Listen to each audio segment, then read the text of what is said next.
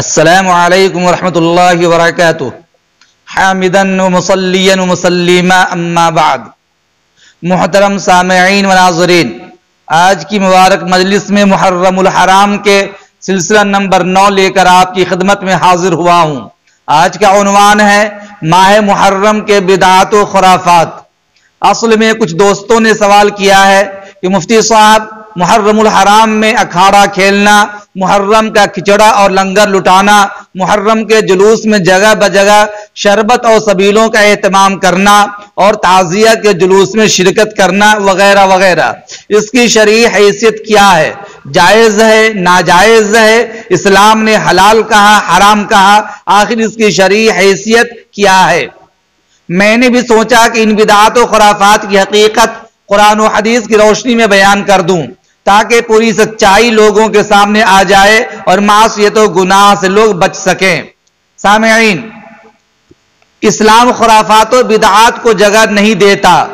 اسلام صاف ستھرا اور بے داغ مذہب ہے۔ اسلام کجروی لا یعنی بدعات و خرافات اور ضلالت و گمراہی والے امور کو قطعاً برداشت نہیں کرتا اور ان امور کو انجام دینے والے کو جگہ نہیں دیتا، جیسا کہ قرآن کریم میں اللہ رب العزت کا ارشاد ہے، من یبتغی غیر الاسلام دینا فلن یقبل منہ، جو اسلام کے علاوہ دوسرے دین کو تلاش کرے وہ ہرگز ہرگز قبول نہیں کیا جائے گا۔ مسلم شریف جلد نمبر 2 صفحہ نمبر 35 باب نمبر 59 حدیث نمبر 181 پر حضرت عائشہ رضی اللہ تعالی عنہ کی روایت ہے، نبی اکرم صلی اللہ علیہ وسلم نے ارشاد فرمایا، جو شخص اس دین میں کوئی نئی بات پیدا کرے جو دین میں نہیں ہے وہ مردود ہے۔ بخاری شریف جلد نمبر 2 صفحہ نمبر 115 پارہ نمبر 12 حدیث نمبر 413 پر حضرت عائشہ رضی اللہ تعالی عنہ فرماتی ہیں، ہمارے اور آپ کے آقا محمد عربی صلی اللہ علیہ وسلم ارشاد فرمایا، جو شخص یہاں نئی بات پیدا کرے یا نئی بات پیدا کرنے والے کو جگہ دے، اس پر خدا کی، فرشتوں کی اور تمام لوگوں کی لعنت، نہ اس سے کوئی نفل عبادت قبول کی جائے گی اور نہ کوئی فرض۔ سامعین کرام، ماہ محرم میں کیے جانے والے گناہوں میں سے ایک گناہ اکھاڑا کھیلنا ہے۔ یاد رکھیے، اپنے جسم کی حفاظت کے لیے، ملک و ملت کی سلامتی کے لیے، جنگی مشق کے لیے اور تندرستی کو بڑھانے کے لیے لاٹھی، ڈنڈے، نیزہ، تیر، کمان اور اس کے علاوہ دیگر چیزوں سے کھیلنا، ان ساری چیزوں سے کھیلنا، مشق کرنا اور اپنے جسم کی حفاظت کرنا یقیناً یہ مطلوب، مقصود اور پسندیدہ عمل ہے، اس میں کوئی حرج نہیں۔ لیکن دوستو، آپ مجھے بتائیں، یہ جو اکھاڑا کھیلا جاتا ہے یہ صرف محرم الحرام کے پہلے عشرہ میں کھیلا جاتا ہے، صرف تماشا کے لیے ہوتا ہے، لذت و واہوائی کے لیے ہوتا ہے، لوگوں کو اپنی طرف متوجہ کرنے کے لیے ہوتا ہے اور ایک رسم کے تحت ہوتا ہے، اس لیے اس کو سنت سمجھ کر کرنا یا یہ سمجھنا کہ صحابہ کرام کے زمانے میں ایسا ہوتا تھا، ہمارے بزرگان دین ایسا کرتے ہوئے آئے ہیں، یہ ہماری بہت بڑی غلط فہمی ہے، یہ ہماری گمراہی ہے، یہ ہماری عقل کی خرابی ہے۔ لہذا نہ اکھاڑا کھیلنا جائز ہے، اور اگر کہیں پر اکھاڑا ہو رہا ہو تو وہاں پر جا کر اس کا نظارہ کرنا اور دیکھنا یہ بھی شریعت میں درست نہیں ہے۔ اگر ہم وہاں جا کر دیکھیں گے تو گویا ہمارے عمل سے ان کو تائید ہوگی، ایک رسم اور بدعت کو تقویت ملے گی۔ بہرحال اکھاڑے سے خود کو دور رکھیے اور دوسروں کو بھی دور رہنے کی سمجھائش دیجیے۔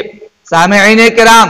کسی وقت یا دن کو خاص کیے بغیر دوسروں کو کھلانا پلانا، چونکہ میری گفتگو کے اندر یہ بھی تھا کہ محرم کا کھچڑا اور لنگر لٹانا کیسا ہے، یہ سوال کا ایک جز تھا۔ سنیے، غور سے سنیے، کسی وقت یا دن کو خاص کیے بغیر دوسروں کو کھلانا پلانا، کسی مسلمان کی تکلیف کو دور کرنا، کسی بھوکے کو کھانا کھلانا، پیاسے کو پانی پلانا، ننگے کو کپڑے پہنانا، یقین اسلام کے بہت بڑے بڑے ثواب کے کام ہے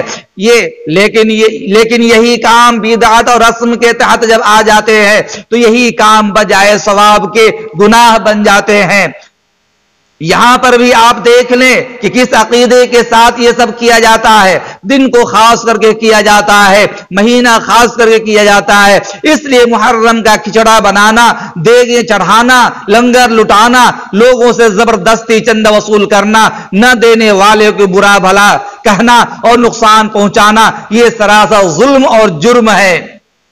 اسلام کے خلاف ہے، نہ تو شریعت اس کو جائز مانتی ہے اور نہ ہی عقل درست قرار دیتی ہے۔ اس سلسلے میں ہند و پاک کے بڑے بڑے اداروں کے دارالفتاء کے مفتیان کرام کے فتاوا دیکھیے اور سنیے، میں کہہ بھی رہا ہوں، اسکرین پر آپ کو دکھا بھی رہا ہوں۔ سب سے پہلے دارالعلوم دیوبند کا فتوا دیکھیے۔ دارالعلوم دیوبند کے دارالفتاء سے سوال کیا گیا کہ محرم کا کھچڑا کھانا اور لنگر لٹانا کیسا ہے؟ تو مفتیان کرام نے جواب دیا کہ ماہ محرم میں کھچڑا تیار کرنا، سبیل لگانا، شربت پلانا، شیرین تقسیم کرنا جائز نہیں ہے۔ یہ روافض کی ایجاد کردہ رسمیں ہیں، شریعت میں ان کی کوئی اصل نہیں ہے۔ سنیوں کو اس طرح کی رسموں میں کسی طرح کی شرکت جائز نہیں ہے۔ نیز اس نوع کا کھچڑا یا شیرینی وغیرہ اگر کوئی پیش کرے تو بالکل نہ کھانا چاہیے، بلکہ منع کر دینا چاہیے تاکہ غلط رسموں کی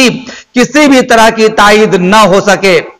گفتگو کا تیسرا گوشہ محرم کے جلوس میں جگہ بجگہ شربت اور سبیل کا اہتمام کرنا ہے۔ یاد رکھیے، جامعہ فاروقی کراچی کے دارالفتاء سے سوال کیا گیا کہ ہر سال محرم کے مہینے میں سبیل حسین کے نام سے سبیل لگائی جاتی ہے،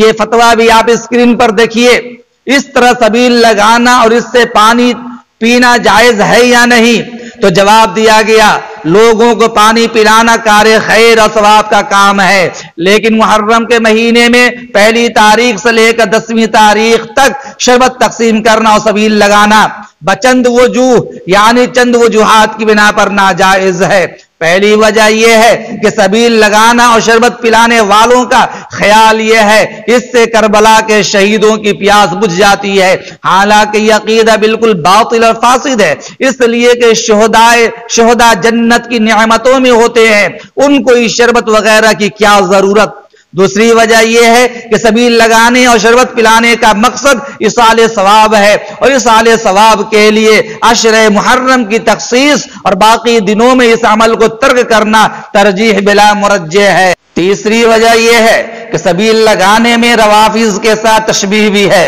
لہذا سنی حضرات پر لازم ہے کہ سبیل لگانے اور روافض کی لگائی ہوئی سبیل کا پانی پینے سے اجتناب کرے۔ جامعہ قاسمیہ شاہی مرآباد کے موقر استاذ اور مفتی حضرت مولانا مفتی محمد سلمان منصور پوری دامت برکاتہم نے بہت ساری کتابوں کے حوالے سے تحریر فرمایا 10 محرم الحرام کو کھچڑا لگانا، کھچڑا پکانا اور اس کا لنگر لٹانا اور لوگوں کو بلا بلا کر کھلانا، ساری رات اس کے لیے جاگنا اور اس کے لیے چندہ وصول کرنا اور چندہ دینا محض جہالت و بدعت ہے، اس میں ذاتی یا مالی طور پر کسی بھی طرح حصہ لینا درست نہیں ہے۔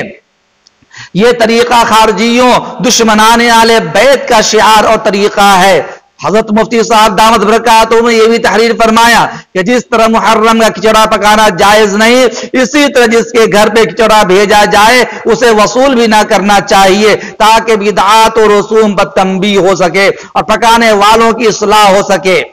گفتگو کا چوتھا گوشہ تعزیت کے جلوس میں شرکت کرنے کے بارے میں۔ تعزیہ داری اور تعزیہ کے جلوس میں اہل و عیال اور دوست و احباب کے ساتھ شریک ہونا اور تماشا بین بن کر تماشا دیکھنا معصیت اور گناہوں کے کام پر تعاون ہوتا ہے، اس لیے شرکت سے احتراز کریں، کیونکہ اللہ تعالیٰ کا فرمان ہے وَلَا تَعَاوَنُوا عَلَى الْإِثْمِ وَالْعُدْوَانِ کہ تم گناہ کے کام پر اور زیادتی کے کام پر تعاون نہ کرو، اور نبی اکرم صلی اللہ علیہ وسلم شاہد فرمایا جس شخص نے اپنی اکثریت سے کسی قوم کی تعداد میں اضافہ کیا تو وہ انہی میں سے شمار ہوگا، یعنی گنہگار و گناہ کے کام کرنے والوں میں اس کا شمار کیا جائے گا۔ حضور نے یہ بھی فرمایا من تشبہ بقوم فہو منہم، جو کسی قوم کی مشابہت اختیار کرے وہ انہی میں شمار ہوتا ہے۔ میرے عزیز دوست، تو شیطان تو چاہتا ہے کہ آپ کو ایمان سے ہٹا کر، دین سے ہٹا کر، شریعت سے ہٹا کر، قرآن سے ہٹا کر، اللہ کی رضامندی والے امور سے ہٹا کر ضلالت و گمراہی اور جہالت پہ لگا دے۔ شیطان اعلان کہتا ہے قال فبما اغویتنی لاقعدن لهم صراطک المستقیم،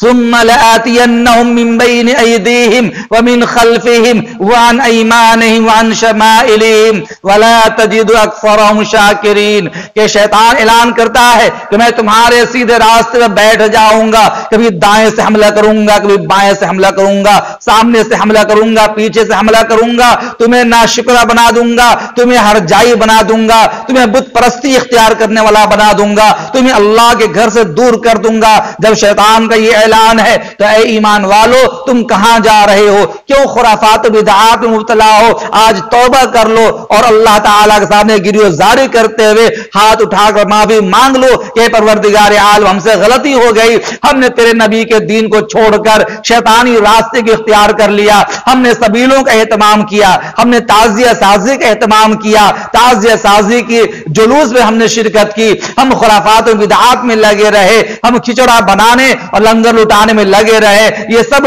گمراہ کرنے والے اعمال تھے۔ اے اللہ ہم معافی چاہتے ہوئے تیرے دربار میں توبہ کرتے ہیں، اگر توبہ کر لیں گے اللہ ساری غلطیوں کو معاف کر دے گا، کیونکہ ہمارے نبی نے فرمایا التائب من الذنب کمن لا ذنب لہ، گناہوں سے توبہ کرنے والا ایسا گویا گناہ کیا ہی نہیں۔ اللہ ہمیں بھی توفیق عنایت فرمائے، آپ کو بھی توفیق عنایت فرمائے۔ السلام علیکم ورحمۃ اللہ۔